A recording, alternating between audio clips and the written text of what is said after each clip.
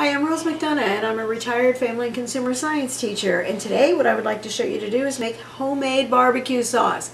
My family prefers barbecue sauce over ketchup any day of the week.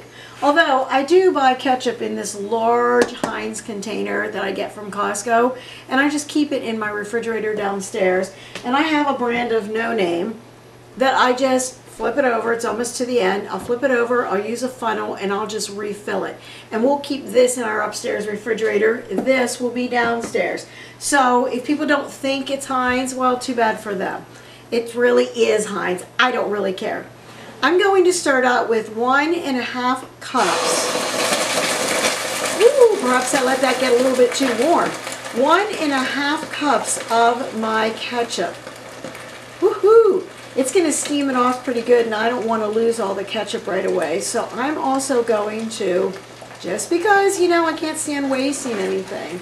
There we go. I'm going to put a little bit of water in here, and I'm just going to mix this up because I don't want my ketchup to boil away. I want this to simmer, and I want it to get nice and thick, and I want this red to actually change color. And of course it's going to change color because some of the ingredients that I'm adding, but also when you cook it, the flavors will meld together and it will be absolutely wonderful. All right, I have to turn this down a little bit because it's got to simmer for about 15 minutes. To this, I'm going to add 1/2 cup of brown sugar. Notice that I had my ketchup in a liquid measuring cup. Is it mostly solid or mostly liquid? It's kind of mostly liquid, so that's why I put it into a liquid measuring cup, although you surely could use a dry measuring cup. That's up to you. My brown sugar is definitely into a dry measuring cup. I love how brown sugar, it's like sand when it pops out.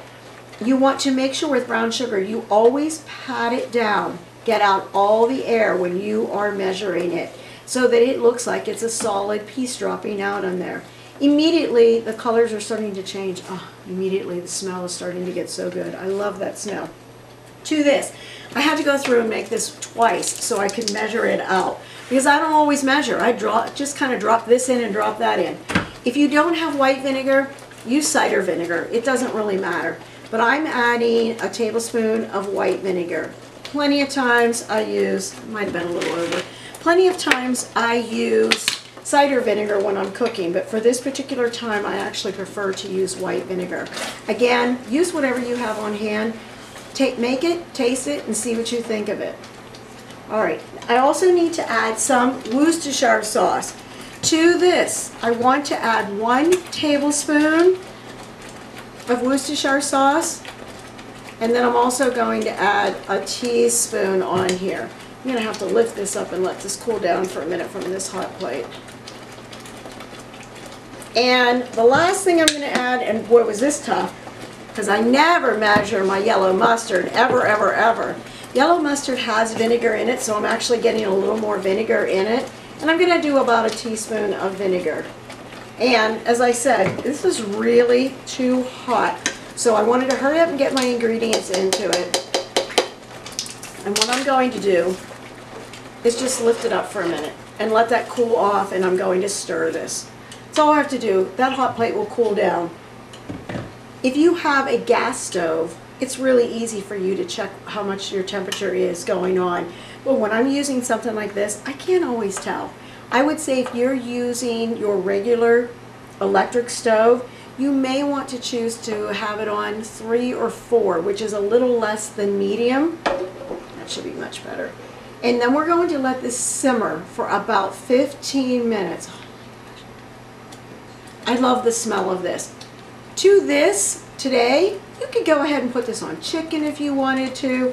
You could put it on some pork chops if you wanted to. You could put it on whatever you want. But today, I was at the store and they had Isley's chipped chopped ham on sale. I'm 60 years old. I grew up on Isley's chipped chopped ham. I also grew up on their barbecue sauce, but I prefer my own. I just think my own has a little bit better of a flavor to it. When I was a kid, one of my favorite stories is my mom used to take chipped ham, put it into a skillet, and fry it. And then we made sandwiches out of it. I thought I was getting like something really special. My mom didn't love to cook all that much. So apparently doing that was about as good as we were getting for something special. Although I might have told you before, she made the best nut rolls ever. They were, no doubt, hers was delicious, and her spaghetti was always really good too. All right, so 15 minutes. I'm going to set the timer. I'm going to let this go for 15 minutes, and when we're finished, it's finished simmering. Oh, I just got a whiff of it.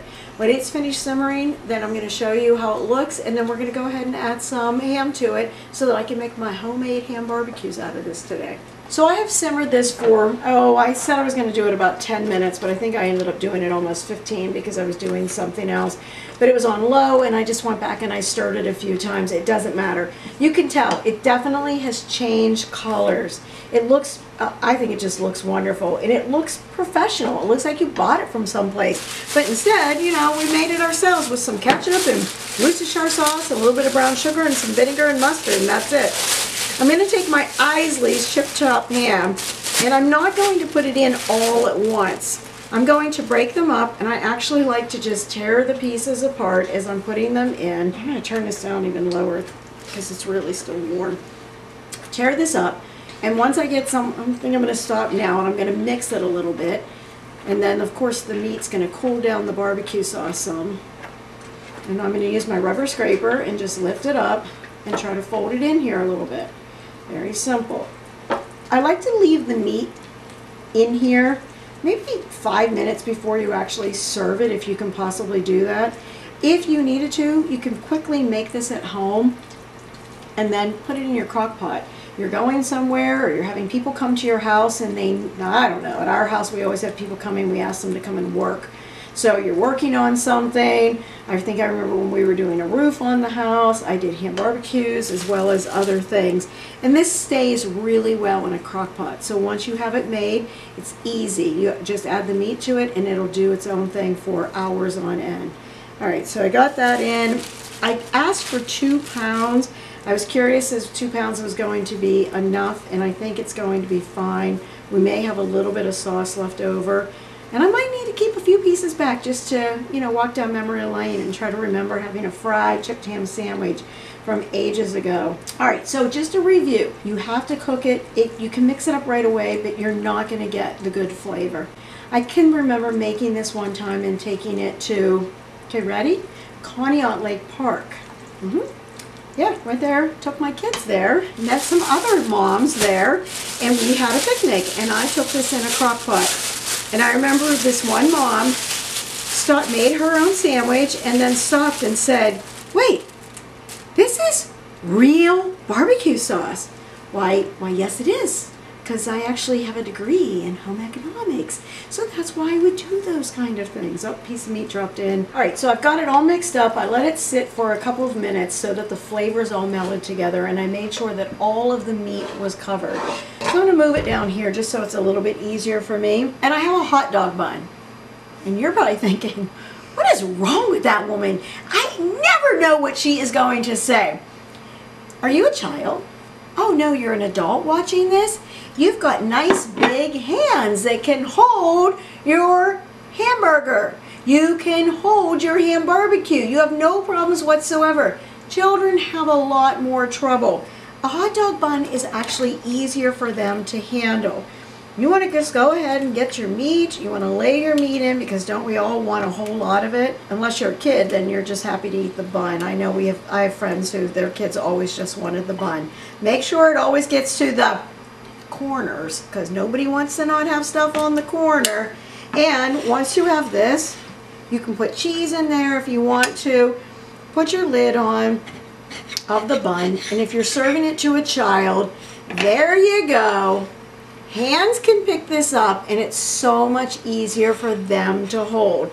So this is it. Maybe a pickle on here, a few chips, and you have a great lunch or a Saturday afternoon dinner, because Saturdays are fend for yourself days around our house. So if I go ahead and make this, everybody will eat their own stuff as the time goes on. All right, so easy. Easy, easy, easy. You don't have to be buying jarred sauce. I have no idea how much jarred sauce costs anymore. This is just pennies for you to make. So you can do that anytime you want. Let's see who we're going to shout out to. I understand we're up to 100 subscribers now. PlayStation RLZ. I don't know who you are, but I thank you for subscribing to me. I appreciate that and helping me meet my goal of 100. And here's another one, MBR. I don't know who you are either, but I also appreciate that you are subscribing to me. Maybe you have friends who made you do that. I don't know. I want to see if I can find one more in here that might be somebody I know. Oh, Bethany. Bethany, it says Hope Lisa Beth, but I know that it's Bethany. Oh, I'm not going to say her last name. Jarowski. I probably messed it up. But she has twins. That's how I know her.